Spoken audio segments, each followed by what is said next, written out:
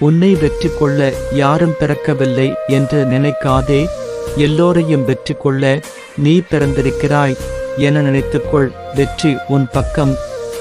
ஒரு வீரனுக்கான முதல் தகுதி சோர்விலும் பொறுமையாக இருப்பது. தைரியம் என்பது இரண்டாவது தகுதியே. இரவில் உங்கள் உடைகளை தூக்கி எறியும் போது உங்கள் கவலைகளையும் தூக்கி எறிந்து விடுங்கள்.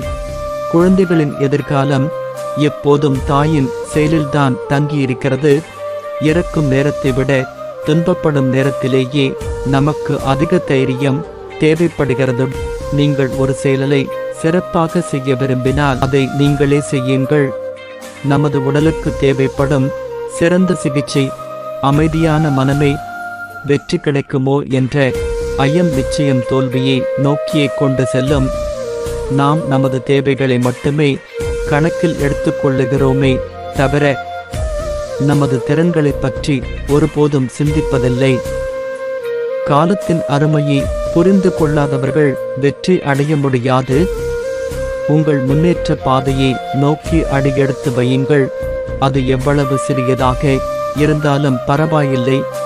என்னிடமிருந்து அனைத்தையும் பறித்து கொள்ளுங்கள். நான் வெற்றி பெற என் நம்பிக்கை மட்டும் எனக்கு போதுமானது.